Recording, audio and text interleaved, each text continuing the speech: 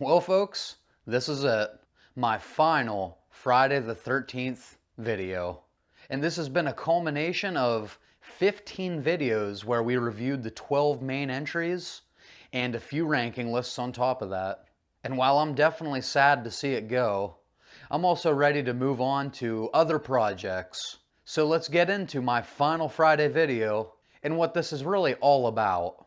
Yes, of course, I'm going to end this series by ranking all 12 movies in the Friday the 13th franchise. Let's get into it.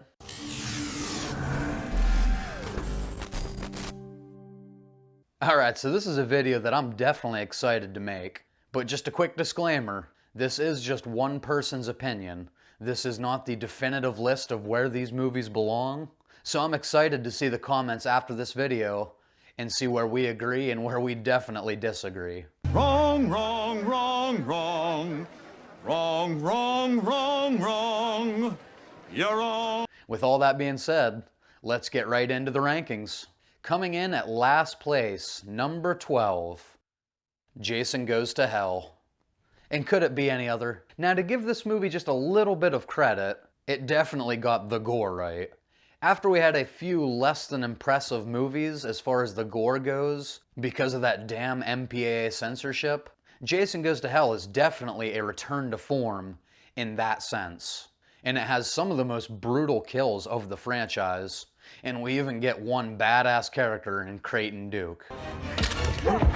Son of a bitch. You remember me? And personally, I wouldn't even say this is the worst made movie in the franchise. The problem is we're talking about Friday the 13th. And to me, this just doesn't feel like it belongs in this series. This had the potential to be a fun little standalone horror film, but it's just not a Friday the 13th movie. You get almost no Jason in it, and they made some really weird creative decisions by introducing the Voorhees house, his half-sister, and then this dumbass magical dagger that is the only thing that can be used to kill Jason. It just didn't belong in this franchise, and it's a couple things I couldn't look past. So even though it's technically not the worst made movie in the franchise, this is still going to get my bottom spot at number 12. Next up at number 11, and this one hurts me a little bit because I really wanted this movie to be higher on my list, but ultimately this is where it belongs. Number 11 is going to be Friday the 13th, Part 7, The New Blood. This is, of course, the introduction of Kane Hodder as Jason Voorhees.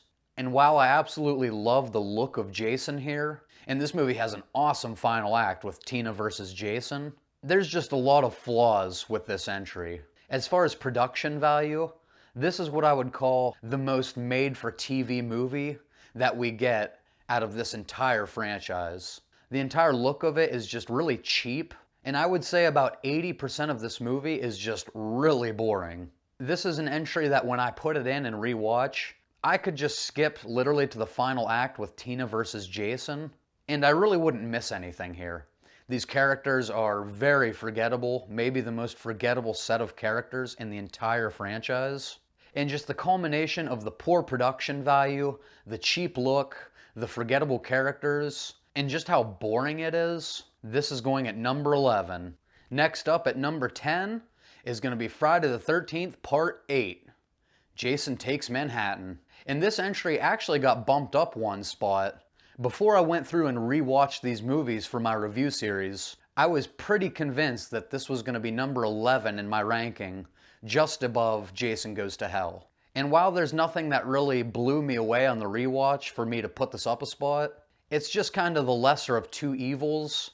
As while I have a ton of problems with this entry, at least it's a little more entertaining than The New Blood. This is of course the first movie that took us away from Camp Crystal Lake, which in and of itself isn't a bad thing. I understand going a new direction with the franchise, but it really just didn't deliver on its promise of Jason taking Manhattan. Everybody knows by now, we get about 15 to 20 minutes of this movie in the city, and a large part of that was due to budgetary constraints. An overwhelming majority of this movie is on the cruise ship, the SS Lazarus.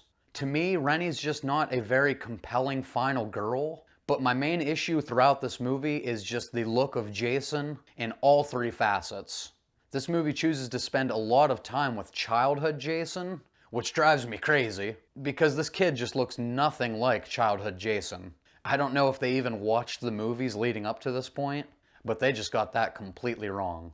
Secondly is Jason with his mask. I don't mind the look itself, but for some reason he just has this wet, shiny look to him the entire movie that just really threw me off. And then third, when you get Jason unmasked at the end of this movie, this is the dumbest looking Jason in the entire franchise. He looks like a rejected Muppet Baby, and he sounds for some reason like a goddamn dinosaur.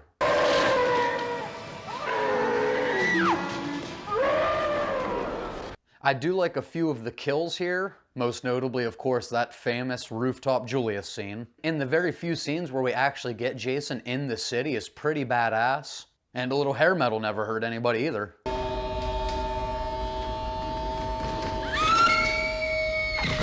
But aside from those few positives, this movie just has a ton of flaws. And for that reason, Jason Takes Manhattan is going to go at number 10. Coming in at number 9 is going to be Friday the 13th Part 5, A New Beginning, aka the Roy Burns entry. Now personally, I didn't mind the idea of a copycat killer. I'm totally okay with that angle. For all intents and purposes, Jason was supposed to be dead at the end of the final chapter. So I have nothing against Roy Burns. I have nothing against the copycat killer angle. That is not my issue with this movie. My issue with The New Beginning is Tommy Jarvis. This is far and away my least favorite Tommy Jarvis of the 3-movie trilogy that he's in. And to me, this really just hurts the legacy of his character. I love the Corey Feldman version in Part 4. I love the Tom Matthews version in Jason Lives Part 6. And on top of that, this was of course the movie that was directed by a former porn director. And this movie is just so trashy. You have these full 1 to 2 minute sequences of girls just naked, doing absolutely nothing. And of course in slasher movies, a little bit of nudity is a good thing. But most of the time it makes sense. Whereas maybe they're getting ready to go skinny dipping, they're getting ready to step in the shower, something along those lines. This movie just has these set pieces where a girl's just laying there naked for a minute, 2 minutes on camera. And it just felt kind of unnecessary to me. And while this movie has a very high body count, a lot of the kills are pretty lazy and definitely feel like they were just kind of thrown in there because we didn't have Jason in this entry. So they felt like they had to make up for it with an excessive amount of kills and an excessive amount of nudity. And in my opinion, for both of these facets, I will take quality over quantity any day. And this movie was all about the quantity. And lastly, the story was just god-awful. This whole thing started because Vic killed Joey with an axe because he offered him a bar of chocolate. Well, if that's the way you feel, forget it, Vic. Just forget it. But I think you're really out of line.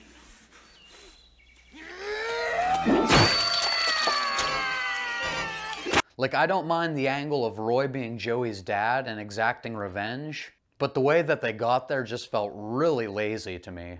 There are a good few characters in here. I love Reckless Reggie and his brother Demon. You have that famous enchilada scene. Oh! Hey, you okay? Oh, some damn enchiladas. But the excessive nudity, the lazy kills, the goddamn chocolate bar, and this terrible version of Tommy Jarvis makes this movie solidly in my number 9 spot. Alright, now we're at number 8. And I just want to say, from this point on, I genuinely enjoy the rest of these movies. Not always for the fact that they're great films. Sometimes they just make me laugh out loud, and as dumb as they can be, they just have a great entertainment value. And from the way I'm talking, you probably all know already that my number 8 is gonna be Jason X. I totally understand if people have this as their least favorite film in the franchise, and I wouldn't even hold it against you. This movie is just laugh out loud stupid. Sending Jason to space sounds like a premise that a writer came up with when they were drunk and the entire team just kind of went with it. There is some absolutely cringy dialogue in this movie. What's his condition?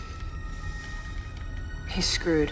The CGI effects age it horribly, and this is just a total cheese fest. This movie's so cringy and cheesy in so many ways. I would understand if it's your number 12. But for me personally, I have to say, I don't hate this movie. If you want to have a good time with a group of friends, put on Jason X and get ready to laugh your asses off. You get a couple badass characters in here, as I love Rowan as a final girl. She's extremely capable of handling herself. And of course you get Sergeant Brodsky, a total badass, who much like Jason, just won't die. You get a couple awesome kills here. I always love when Jason knocks that guy off and his body's just like turning on the screw. And of course that famous liquid nitrogen kill. One of my absolute favorite in the series, as you can see on my top 13 kills list right up here. And it has a few fun moments. I really love when they put the hologram up of Jason and Crystal Lake. To me, it's a fun little way to incorporate Crystal Lake into this movie. And when you have Jason just like hitting the one girl in the sleeping bag over the other, that moment makes me laugh every time. Hey, you want a beer? Or do you want to smoke some pot? Or we can have premarital sex. We love premarital sex.